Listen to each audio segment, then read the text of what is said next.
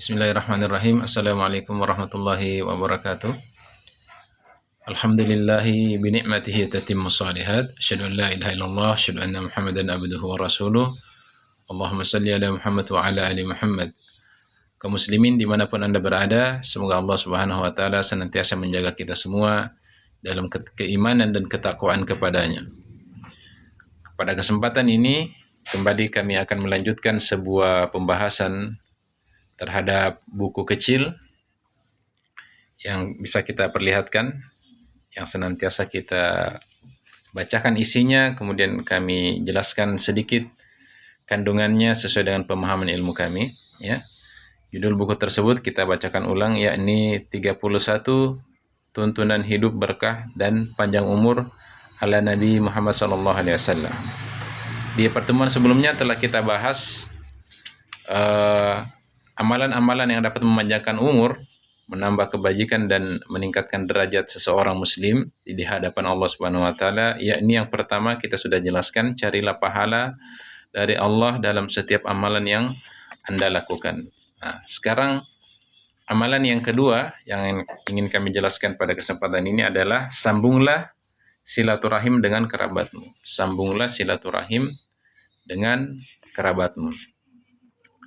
Kita jelaskan bahwasanya di antara amalan-amalan yang memperpanjang umur dan menambah kebajikan ialah silaturahim atau menyambung rahim, menyambung kerabat kita.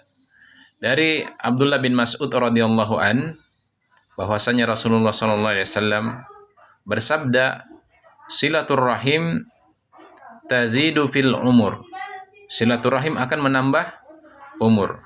Ini ada dalam kitab Sahih Al-Jami' nomor 3760. Kemudian Rasulullah SAW juga bersabda, man sarrahu an yubsata lahu fi rizqih wa an yubsa lahu fi atharih falyasil rahimah.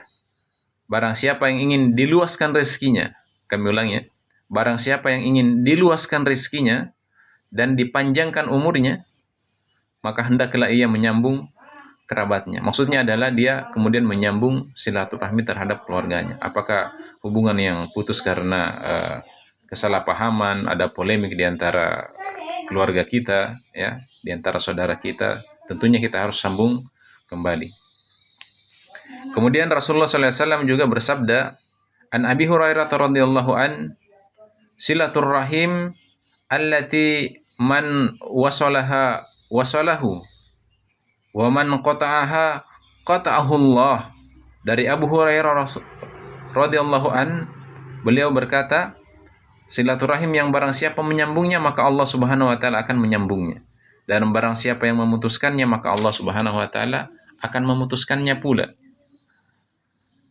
Maka dari itu saudaraku, kaum muslimin dimanapun Anda berada, berhati-hatilah untuk kemudian memutuskan hubungan kekerabatan.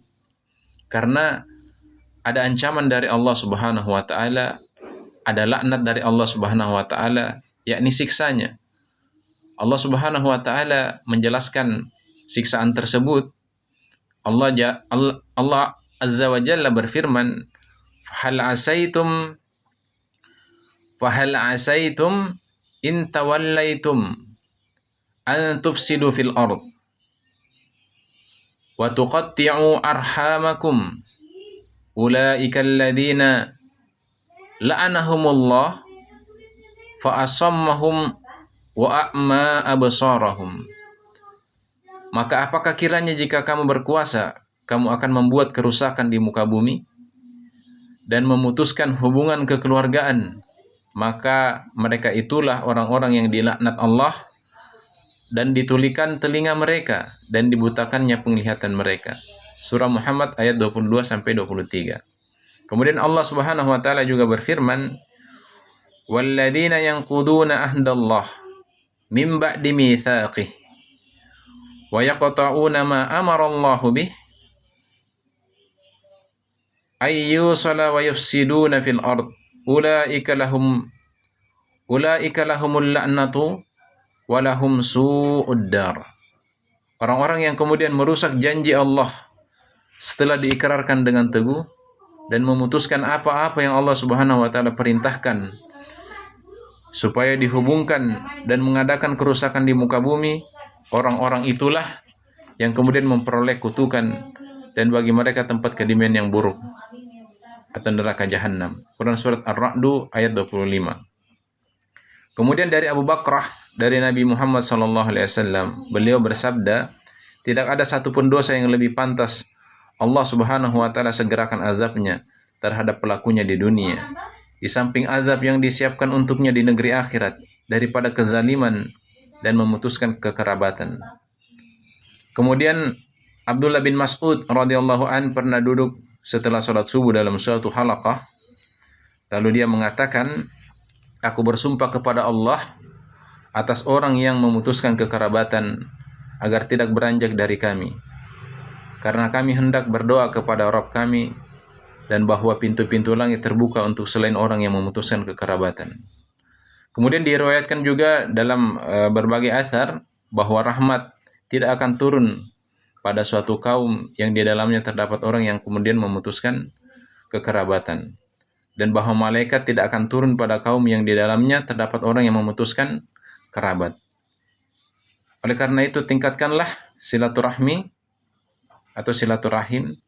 Yang paling rendah ialah menghubungi dengan mengucapkan salam meskipun lewat telepon. Nabi SAW bersabda, "Bullu arhamakum walau bis salam." Hubungilah kaum kerabat kalian walaupun dengan salam. Nah, itulah pembahasan kita pada kesempatan hari ini. Kesimpulannya adalah sambung kembali silaturahim.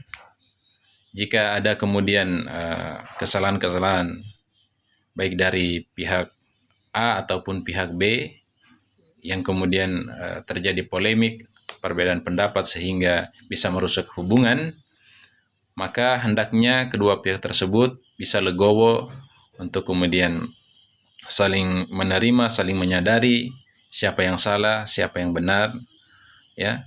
Tetapi di mata Rasulullah SAW, siapa yang lebih baik di antara kedua tersebut adalah yang lebih duluan mengakui atau ingin hubungan tersebut menjadi baik. Siapa yang lebih duluan untuk kemudian merangkul agar kemudian hubungan tersebut bisa menjadi lebih baik. Apalagi di antara kita tentunya banyak juga yang kemudian hubungannya bisa retak karena perseteruan dengan kedua orang tuanya. Wallahi, jika terjadi seperti demikian, mohonlah ampunan kepada Allah Subhanahu wa taala untuk kemudian memperbaiki. Apalagi yang kita kemudian bersitegang kepada kedua orang tua, itu tidak akan membawakan keberkahan kepada hidup kita, pada keluarga kita, kepada istri-istri kita, kepada anak-anak kita.